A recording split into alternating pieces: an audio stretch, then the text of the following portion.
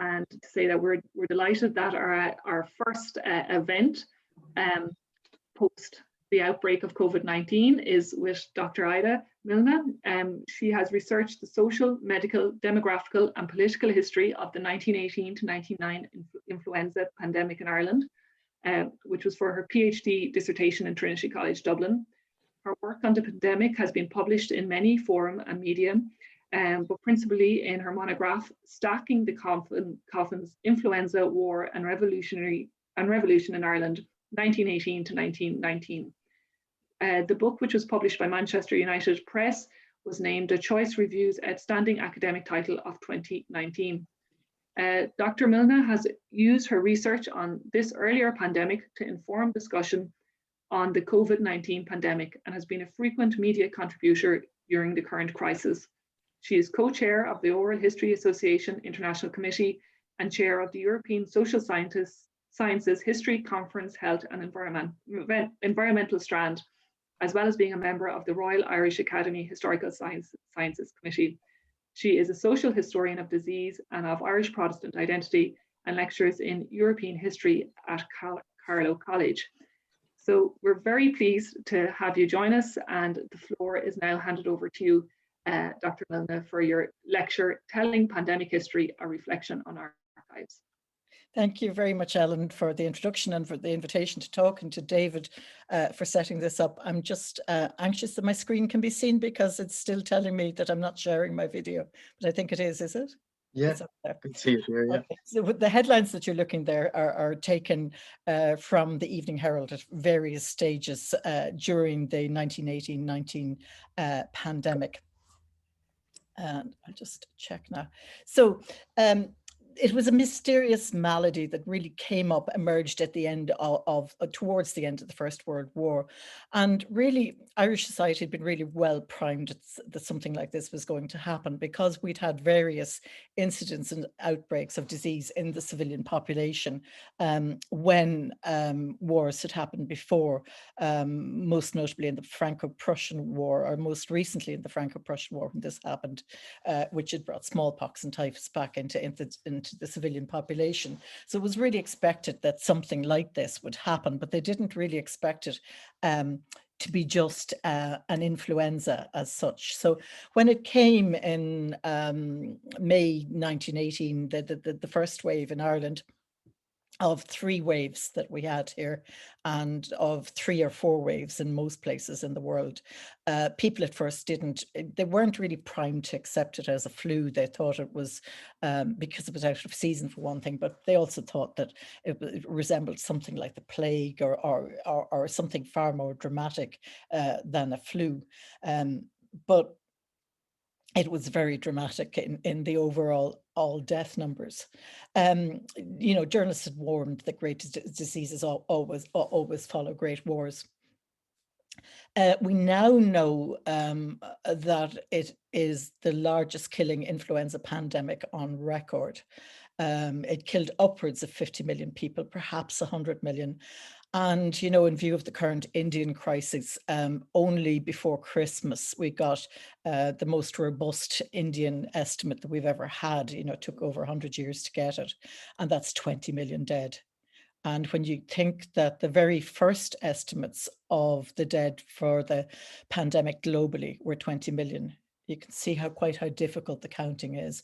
And I think we've come to understand that numbers of dead are vague at best, and that are broad indications of what's happening rather than definitive numbers. In Ireland, it killed upwards of 23,000. My colleague Patricia Marsh is estimating that, extra things like heart disease, etc., that maybe up to 32,000. She has a book coming out on it later this year. And infected, by my estimate, somewhere between 800 and 900,000 on the island out of 4 million people. It changed lives. It left many, many children orphaned. Because for one thing, the unusual cohort that it hit that's very different to what we're seeing now is that it hit 25 to 35-year-olds most strongly, and also the under 5s, which were then a very vulnerable sector in the Irish population. Typically in the 1910s, the picture had much improved since the 1800s, but by then there was about 70,000 deaths a year on the island. In a non-flu or non-COVID year, we'd have about 32,000 deaths on the island now. But 1/5 of those were children under the age of 5, so they were a very vulnerable sector, and thankfully that is not happening. So it paralyzed societies and economies around the world as it swept through its still trade. And it brought a formidable enemy into people's homes, which people often said to me. I was lucky enough to interview people who'd lived through it, because David Dixon, when I started probably to bore him with statistics when I was first doing my PhD, quickly he said to me, why don't you go out and collect living memory? You still have a window. And so I went out and collected, with a lot of help from other people, about 50 interviews from people who'd lived through it as small children. And they always said to me, look, we knew it was something to do with the war, but we really thought it was unfair because we had suffered so much. People had suffered so much already. And of course, we were also going through the revolutionary period, which complicates the whole thing further for us here and makes it more interesting too, because the flu got very much entangled in the story of Ireland's revolution at the time, which makes it all the more surprising why it wasn't covered. There were 3 waves in most places in the world. Some had a 4th wave, for example, South America, which the bulk of the experience was in late 1919 or in 1920, and the very north of Scandinavia, that took a while to reach it further up there. It typically killed about 2.5% of those who caught it. But in some more vulnerable communities, like the Inuit in Alaska, it could kill half a village. They'd have, worse housing situations, and they were also less exposed to if it had come in some other form before. Then it became part of the seasonal flu and no longer had pandemic capabilities, because most people who were going to catch it had caught it, and it stayed circulating until 1958 when it was replaced with the next pandemic that came along. As it moved through villages and suburbs and through the country areas in those waves, entire areas would go quiet, even though there was no formal lockdown. Sir Charles Cameron, the wonderful chief medical officer of health for Dublin, was really the Tony Holohan of the day, and he gave lots of advice, and newspapers were constantly seeking him out, because the local government board for Ireland, who technically had the responsibility for the poor law, which covered 70% of the healthcare for 70% of the population, was really quite laid back and didn't have any formal plan or anything like that. But that was in common with the poor law, the local government boards for England and Wales and for Scotland as well. So he was constantly giving advice to the newspapers, stay away from crowds. When you get sick, go to bed and stay there until you're well better, because many people die from pneumonias afterwards. So people were either sick or were listening to that advice. And indeed, one lady I interviewed told me that her parents wouldn't let them go out down in Enniscorthy to celebrate the end of the war in November 1918, because they were afraid that the family would get sick.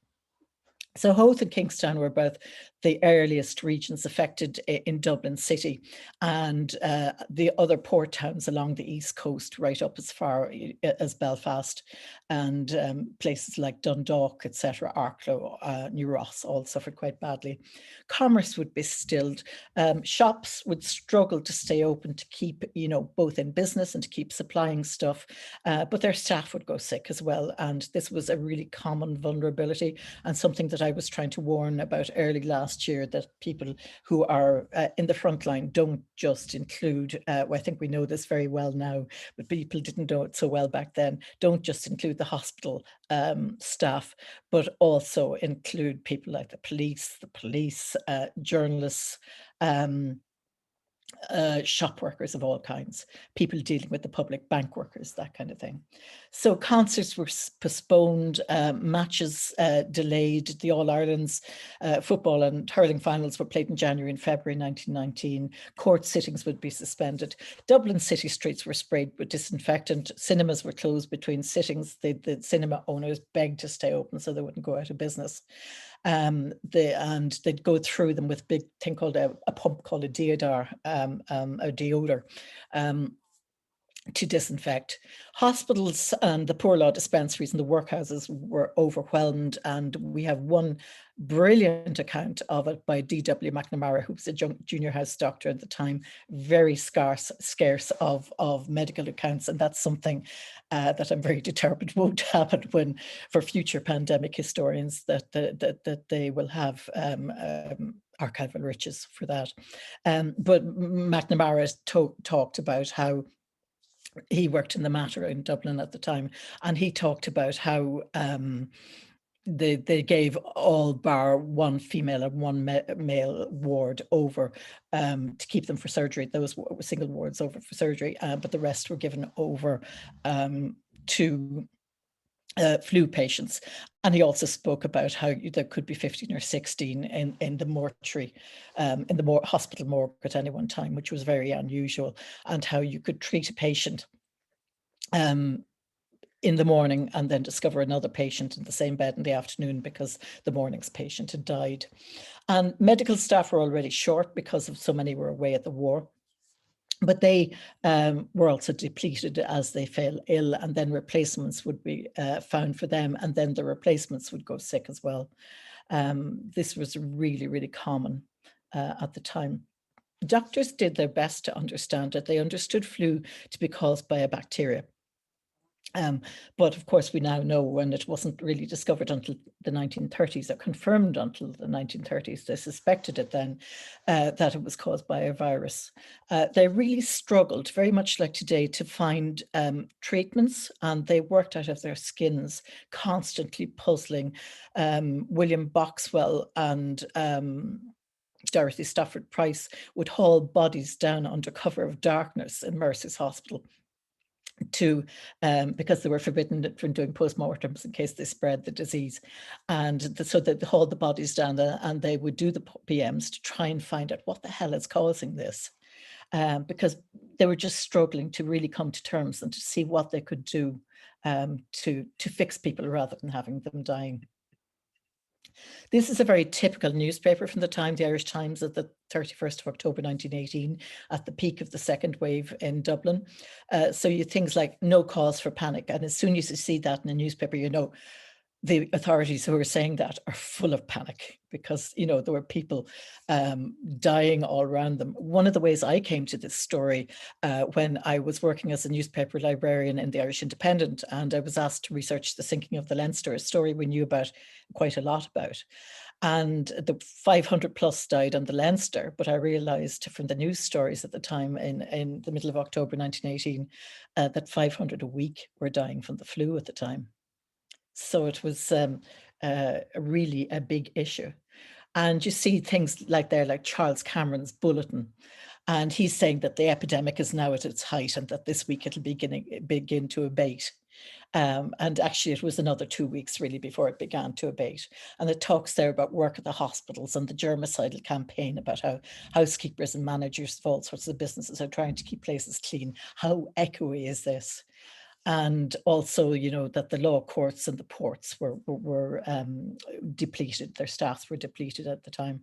So when this story began emerging last January, I suppose, I was almost chilled reading the news reports coming from Wuhan because they were just already so echoey of what was happening. And the pattern was extraordinary. I mean, it said that no two pandemics follow the same wave pattern, but so far it's amazingly similar. So there are many comparisons with COVID, but that one thing that's really quite different is the age profile of the victims, the 25 to 35-year-olds and the under fives. Another way of obviously predicting it was by class, as I've mentioned, and the third was conditions of poverty. and environment, particularly in the awful tenements of Dublin and other cities around the country, where you can imagine you're suffering from a respiratory disease and you have a crack in the wall and maybe slates missing off the roof and panes of glass gone, and you have no running water. And all that makes it so much harder to care for your family who are sick with the flu at the time. And they would often find multiple sick victims in one room, and people would often die in that one room together, the whole family. I've more than, I've several stories from around the country of that. This one shows death, this diagram shows death from all causes in Dublin in the week ending the 2nd of November 1982. There's 562 deaths. Flu wasn't a notifiable disease then, so they didn't actually list flu. But when I took out all the different diseases that might have been flu, I think almost 90% of them would have more than likely come from the epidemic. And it shows really clearly the 25 to 35-year-olds being really badly hit, and the under fives. There were almost 100 under fives died that week. And you can read these in the General Register Office death certificates. I'll show it to you that in a second, because it's really quite chilling. It's been a forgotten pandemic, or it's called a forgotten pandemic. And when I would present that to people who lived through it, they said, well, we never forgot it. But why? Dermot Ferreter suggested that Irish historians were really more focused on the political question, like the revolution and the war. Yet this story is intertwined with those. It's forgotten not just in Ireland, but really globally, until Alfred Crosby writes the first really graphic history of it in North America, and also writes about its impact on the Paris Peace Conference, for example, saying that Woodrow Wilson really wasn't able to fulfill the aims of his 14 points because he caught the flu and had to be confined to his room because he was so ill and believed to be quite deranged even for a while, which can be normal enough when you have a very high fever, etc. Another reason I think is that modes in history change. Social history wasn't so popular until after the Second World War, when you see an explosion in things like oral history, labor history, and of course now things like Black history, and more types of history from below are emerging all the time. Another reason I think is that there was a deliberate, not forgetting, but disremembering. And one great witness I had, I'm sitting here in our clock in North Kildare, and Tommy Christian was a neighbour of mine who I interviewed several times. And when I put this question about the forgetting to him, he said, look, he said, it came and it went, and it came and it went, and it came and it went again, he said. So we were terrified to talk about it in case it came back a fourth time. I think we can feel that now too. But more importantly, I think the flu pandemic, enormous as it seems to our contemporary lens, in the context of the time when so many people were dying from infectious disease, it didn't seem all that unusual. It was just one more loud noise in an entire cacophony of disease. The forgetting or the omission of historians to recognise the pandemic as something worthy of coverage really has a parallel in some archives and institutional or business records of the time. There are huge gaps in some of them, despite the vastness of the event. Things we just can't fill. I mean, the obvious one, of course, is that the Local Government Board for Ireland sat in the Custom House, and the records were deliberately destroyed by the revolutionaries. And I know I've heard other archivists talk about what they'd like to do to those revolutionaries for destroying the records. But personally, you know, it's a huge loss for me, and something that I have to keep explaining at international conferences all the time, why we don't have those intricate records that are more normal in other countries. But we can find those through mirroring, through looking at the Poor Law Union reports and at the newspaper reports. So it isn't completely lost.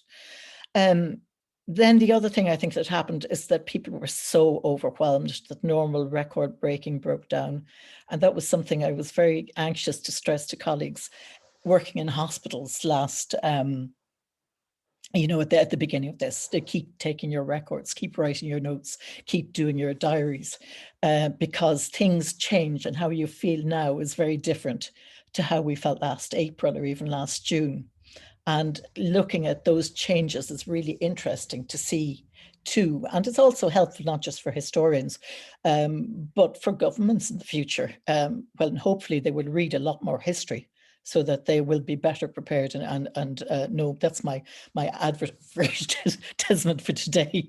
I really had this strong sense I should have gone in with my book and other people's work into government buildings last April to try and show them what would be likely to happen. Because even though times are different, a lot of the issues are the same. So institutional under pressure and facing staff shortages might allow their records to fall by the wayside. I think too, some of them just had, and those of you who read annual reports regularly will see that they have a kind of a tick box exercise, and that might have just fallen outside the tick boxing, and they'd sort of wonder, should we put this in or not?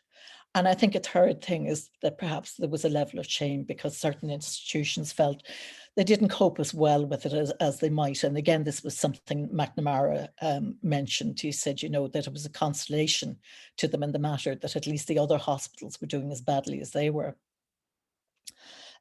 We can and are doing so much better now. And one of the huge encouragements for me in this has been that right from the beginning, archivists have really taken this on board and have come to me and to other people, as well as doing their own magnificent thing, which they do best, and for which we historians are very grateful.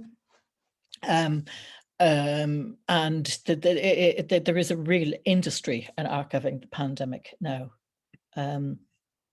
When I began researching, some really rich themes and associated archivists quickly emerged. And one, of course, was Gregory O'Connor of the National Archives. You know, we miss so much. And he pointed, amongst other things, to the General Prisons Board's correspondence. I don't think I'd ever found it otherwise, which was really, again, showed a lot about the political situation, but it brought me to finding something that I don't think anybody else in the world has actually noticed. And that's, thanks to him, is that prison officers and their families were disproportionately affected. And that's really a big story within the General Prisons Board's correspondence. He also introduced me to the business records, which included the wonderful Nichols Undertaking Archive. You know, that told me a lot. And I think each archive that you touch doesn't just show its own story, but also points you to other things to look at. Cecile Gordon introduced me to the Poor Law Records in Kildare. She was working there at the time, which were, of course, were really important in the absence of the local government board records. Dublin City Archive had the Dublin Corporation records, which again told about Cameron's work and about, you know, what they do when something happened within a house and how local authorities responded. In the RCSI, Mary O'Doherty gave me the Cameron files. In the College of Physicians, then, Robert Mills and later Harriet Wheelock were huge aids to me, producing Kathleen Lynn's diary and various hospital archives. Trinity, while I was there, actually acquired the Adelaide archive, and a lovely connection was that I think it was Dara Donoghue had produced stuff for me from the Allen Library, and he had moved then to work in Trinity, and he was working on the Adelaide archive, and he gave me really, really brilliant, the best hospital records I have. But Trinity's own institutional records are surprisingly silent on the crisis. And the only real colour I have from them, I keep hoping that as time goes on, they'll find more. And that's happening in other archives too. Was R.B. MacDowell, the Trinity Junior's Dean's oral history accounts. He said because he'd caught the flu in Belfast himself, he was very interested in it. And he was told of stories of Botany Bay, outside Botany Bay in Trinity, that the people were lined up on stretchers waiting to be taken off to hospital. In the National Library, again, more Cameron material, his illuminating annual reports. I love.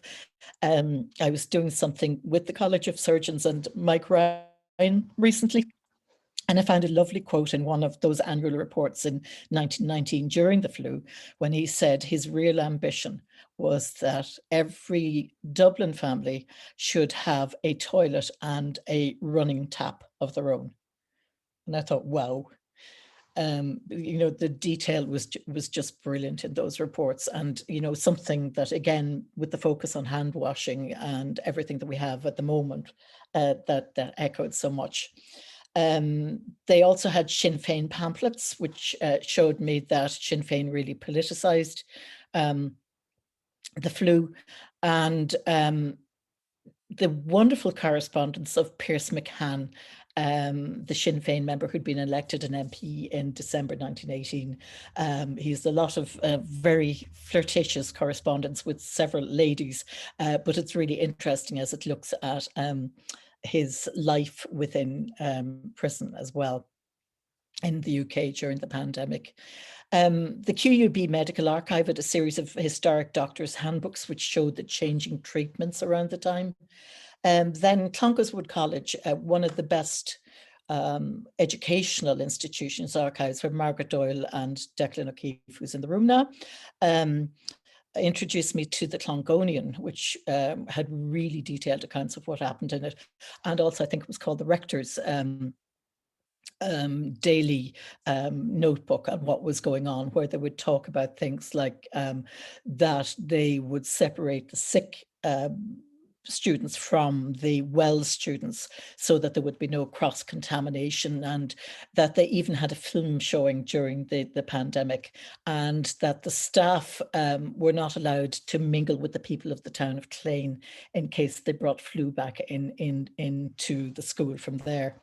Maynooth Russell Library, Penny Woods and Barbara McCormick produced the seminary's annual reports and other data, which really showed how the seminary, brought in staff from Dublin and how it lost some of the students, etc. The Bureau of Military History witness statements, of course, have it mentioned in several of the different statements, which is brilliant again for telling more about the political perspective. But I suppose the biggest thing I use, apart from the statistical data, is the newspapers, which I got in the National Library, but which now, of course, we can get online with the Irish News Archive and the Irish Times.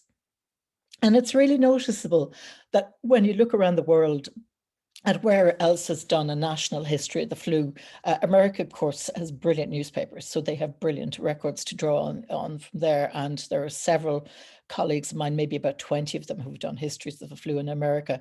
But Scotland has been very low and slow to follow on. There's a recent study in Lanarkshire that's just come out. Well, when you look through the Scottish newspapers, there's hardly any mention of the flu, and maybe it's because the Scottish censor at the time maybe really prevented it from going into the newspapers for security reasons to do with the war. And then released after my PhD finished were the Glasnevin records and the GRO death certs online, which is just such a magnificent aid to the kind of work I do, because I can go in and really flesh out stories. And that also the other third peg in that there would be the National Archives census records. So you can really paint a much richer picture of who these families who are dying are by using those data. This is some of those who died in Dublin in the second wave, the Registrar General's death certification, which you can see on irishgenealogy.ie. These are all, I think, are they Dublin deaths? I'm trying to see which town I used. I'm not sure which one I used. But you can see things like wife of a class comes up in it. Was that bronchitis there, influenza 8 days, a 20-year-old student died of flu after 8 days having had pneumonia. had pneumonia after it. I'm trying to see, there's another one down here, 32-year-old spinster, a domestic servant, again, the class thing, influenza there again. So you can see these, sometimes you just hit on these and there's death after death. That I think that might actually be Drogheda or Dundalk, if I'm reading that correctly. But this is a really rich source as well. This is an image, a beautiful little cartoon drawn by I think it was Victor Feeney, if I remember correctly, Doc, from the Clongonian in 1918. And it says, here's one of the details given, more and more sick fellows with the flu are going in every day. And with every meal, there's a rush to that part of the infirmary where you're weighed in the balance and usually found wanting in a sufficiency of temper. So there's this beautiful little cartoon with this bottle of poison beside the flu victims. The flu patient's bed there. So newspapers are really important to telling this story. This show not only where the flu is affecting the progress of the pandemic and the politics of it and the human interest, but also enabled me to do something really important, like showing the three-wave pattern. Cartoons then, I know Paul is in the audience and he has drawn my attention to several cartoons to do with the pandemic, but one I particularly liked was W.K. Hazelden's from the British Cartoon Archive, which showed the fear and the medical puzzle. They're really well worth looking at. Death notices, a lot like RIP is happening with that now, can be mined for statistics as well as for individual losses.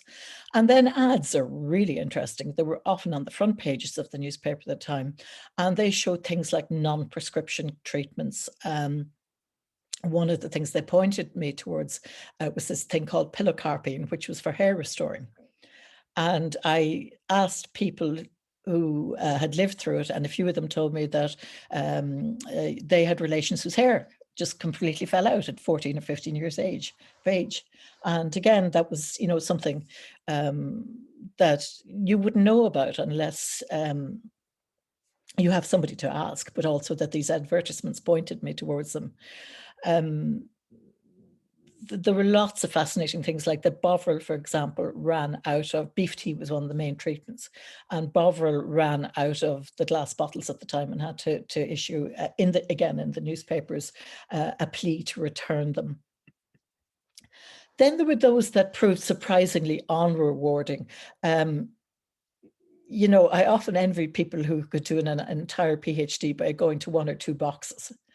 And then in other ways, I think, no, this was a lot more fun to have to do this. It was like being on a permanent scavenging hunt.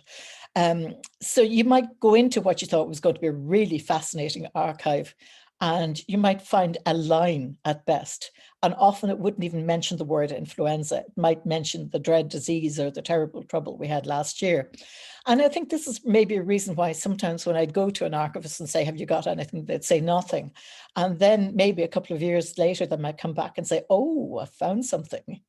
And, this is true of the Guinness Archive, for example, now as well.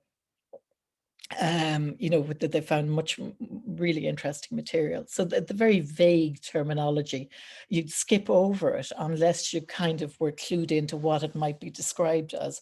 And the same is true in the newspapers. It's even quite hard to do a search on influenza. So some institutions only give a passing nod to the pandemic in their annual reports, this is really something I've been really keen to keep pointing out to people. Keep putting this into your records. Don't forget it. And a case in point like this is the Sir Paddy Dunn's Hospital Archive. The minute books of the medical staff make no mention of it, which is bizarre. The patient record books, I think, are missing. The annual reports only mention a note of sympathy to the family of 2 nurses who died, and that one nurse was allowed to complete her certificate early in a time of national emergency. It wasn't even said it was the flu. And even in the post-mortems, even though they were quite clearly on flu victims, the word influenza was only actually mentioned in 2 cases. And then, of course, there was a great report, or a sad report done a couple of years ago by Catherine Cox and others about the perilous state of hospital records. For example, you know, the King George V, the military records, now St. Birkins, for 1918, 1919 didn't survive. And likewise, many workhouse records, curiously, those in the north seem to survive much better. In Ulster, and Patricia Marsh has been able to make really good use of those. RIC records, I know that in Selbridge, somebody, when the RIC barracks was thrown out, somebody found them on a skip, and I think they weren't saved. So mirroring is somewhat possible with all of these. I got the Army medical reports of the war from Kew, and that gave me really good detail on the George V flu story and of all the cases of illness and death there. The 100-year rule limited earlier research. It was also applied in different ways in different places, which, you know, some people would let me look at the hospital records, some people wouldn't, and some people, you know, said only patient records were off limits. Religious archives, I think as more and more religious institutions or organizations appoint archivists, the access to that is getting easier. But a lot of them are still quite silent. And again, I think that would reflect how busy, like many of the nursing sisters would have been busy at the time. And of course, priests would have been very much part of the front line in the emergency. But the really good news is that there has been something of a process of recovery as the national flu narrative becomes better known. People are finding and discovering material, and I suppose this is something which process that you will be quite familiar with. You know, you'll think, oh, there's nothing on that there, and then something does show up. And I think, you know, the growth in emphasis on archiving, and that people understand more and more the value of what you guys do. We historians always know it because we are nothing without you. You know, that will be the better for all of us. And some, as I say, some institutions or business records that I've searched have found more material recently. So what I'm still looking for is a long wish list. I think I might do Flu Mark 2, but includes medical workers' notebooks, memoirs of all types, but I'm particularly short on medical workers. Pharmacy undertakers, hospital records. I'd like more data on the kind of medicines given. Poor law union records, material that connects flu with politics. I think one of the reasons why certain parts of the country, the flu was less strong, may have been because of military suppression or movements of the army. You know, that there were limited movements in certain areas. I really would love details of Kathleen Lynn's vaccine. It was made. She vaccinated thousands of people around Dublin and supposed to have saved many lives. But her vaccine, the other vaccines I've seen, had different types of bacteria in them. I'm told that might have prevented subsequent pneumonia infections. But I'd love to know what's in the vaccine. And Professor Culverwell in Trinity was also making one that he was constantly writing to the newspapers about. And I'd love to find details of that, but I haven't found anything in Trinity. And I think the biggest wish list I have is pictures. There are no pictures of Irish wards or of nurses with masks, etc. Very few details, even on the lists of numbers of doctors or nurses who died from it. We're gradually compiling them, but we haven't them yet. Just then to finish, talking about capturing oral history of the 1918-19, I began collecting in 2006 when David Dixon, as I mentioned, convinced me that he was my supervisor, that there was a window, a narrowing window for collecting living memory. I had about 50 interviews for my PhD, some with child survivors who were in their 90s or 100s. One was 107 when interviewed. They had between 3 and 15 when the flu had happened.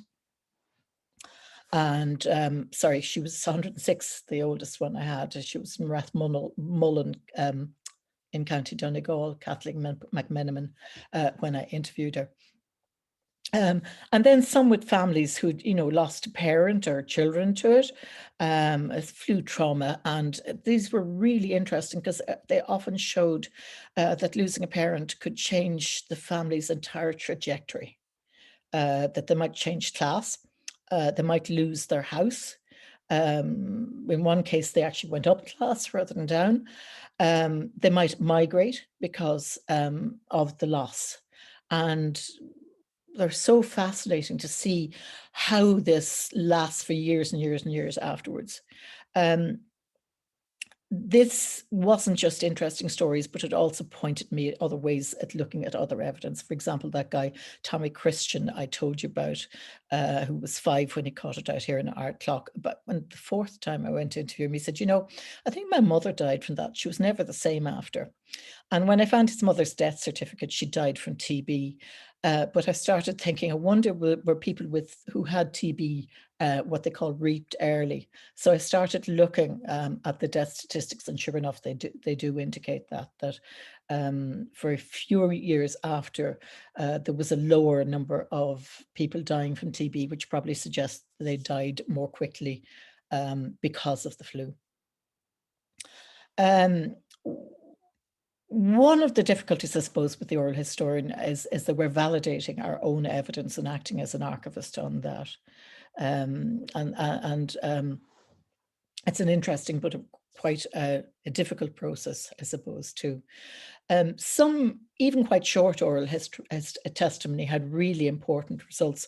For example, the general practitioner, Hugh Byrne, he got in touch with me when he saw a story in the Irish Times about my work some time ago.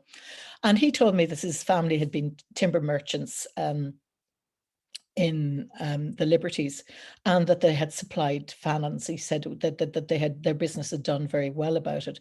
And he also told me, he gave me the title of my book, effectively, because he said they were stacking the coffins in the mortuary in what is now St. James's Hospital, but was then the South Dublin Poor Law Union Hospital. And when I asked him again, he said 18 to 20 high at the time. He said that they couldn't get them. They were dying so fast. And maybe just to finish, let me talk about this. One of the interviews I did, Stella Larkin McConnon, who you see here in the picture from one of the 1913 lockout stories, the exhibition in the National Library, I think. Stella was the daughter and granddaughter of leading trade unionists, Dennis and James Larkin. And she described to me the conditions of living and loss during the flu as experienced by her mother, Anna Moore Larkin, who was brought up in a one-room tenement in Marlborough Street, just near the Spire, and the only one of 10 children to survive over the age of 5. They died from so many other diseases that were typical of the time and from flu. So she really enabled me to have a good lens into what was going on in Irish society at the time. Her aunt, little Mary Moore, was 4 3/4 when she died during the flu pandemic. Stella's family would have been brought up in a typical one-room Dublin tenement, of which 21,000 families lived in it during the 1910s. There's actually 5 children in this picture there, I think 4 in the bed, and 1 little girl there on the left, some of it's shaved out. And I think images like these, the pictures from Francis Street, really helped explain the difficulties of treating sufferers during the 1918-19 pandemic.